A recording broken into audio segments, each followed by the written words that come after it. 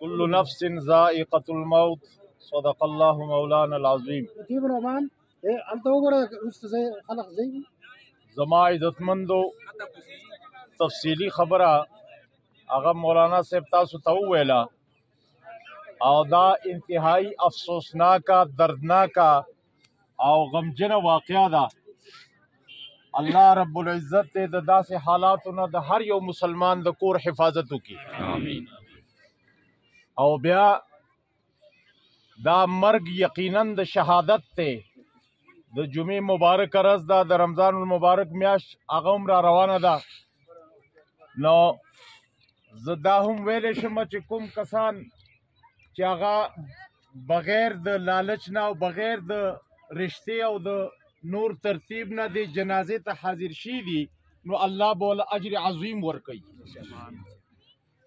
او انتظامیه باره کې خو انتهایی مزیداره خبره هغه دی وویله چې انتظامیه زبردست کردار ادا که او بر وقت ملزم چې دی هغه اونس اوس په کار دا ده چې د هغه ترتیب مطابق هغه مستقل قرار واقعي سزا چې کوم ته ویل کېږي هغه وله ورکړی شي.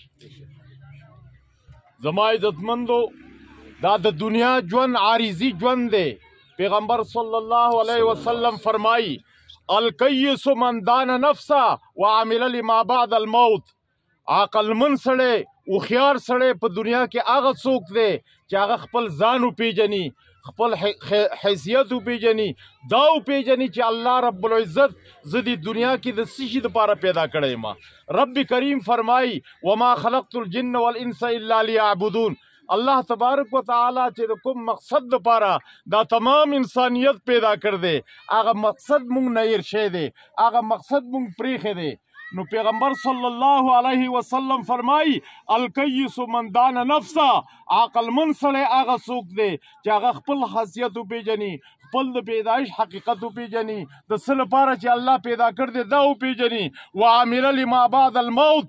او د مرګ نه وروستو چې کوم حالات په مونږ باندې را روان دي، الله تبارک وتعالی د هغې توفیق د انسان لپاره راکړي او هغه د عمل نه وروستو چې کومه هغه زندګي ده، هغه ژوند دی چې هغه غیر متناهي دی.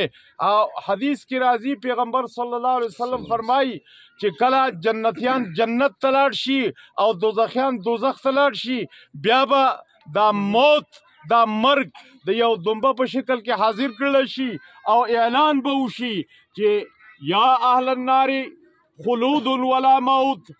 اے دوزخیانو اوس تاسو لپاره همیشه والی دی، مرګ نشتی. و یا اهل الجنت خلود ولا موت. اے جنتیانو تاسو لپاره اوس همیشه والی دی، مرګ نشتی. زما عزتمنده دا مختصره دنیوي ژوند، دنیوي زندگی دا د هغه غیر متناهي ژوند دپاره، ورپسې د قبر چې کوم ژوند دی نو هغې ته برزخي ویلی کېږي او د هغې نه وروستو د حساب کتاب نه وروستو هغه غیر متناهي ژوند، غیر متناهي زندگی، هغه د هغې تمام دارومدار د نجات هغه د څو ورځو په ژوند باندې دی. الله تبارک و تعالی د ټولو د عمل کول توفیق راکړي. او ټیم پوره شوی دی. د جنازو ترتیب داسې دی چې دا 4 جنازې دي. زما عزتمندو 4 جنازې دي.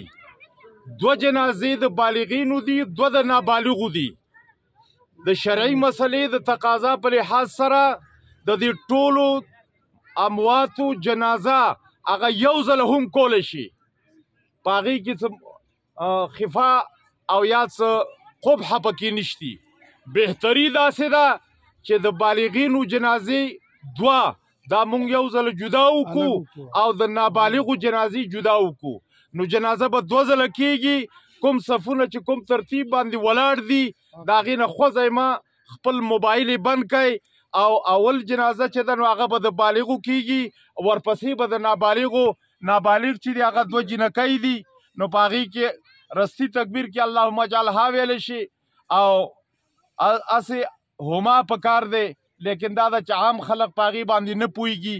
نو د دې وجې نه هغه چې کومه معلومه د جنازې دعا ده هغه ووایه. په جنازې کې فرض چې دي دا تکبیرونه دي. دا ثنا او نیت او دارنګې دا دعاګانې یا درود شریف ویل دا هر څه چې دي دا فرض او واجب نه دي. نو د دې وجې نه چې تاسو د تکبیراتو اهتمام وکړه نو د جنازې په کولو کې قصور نه راځي. او د بالغو دپاره به جنازه مخکې کیږي جدا، د دواړه جنازې به یو ځله وشي، د نابالغو لپاره به جدا وشي.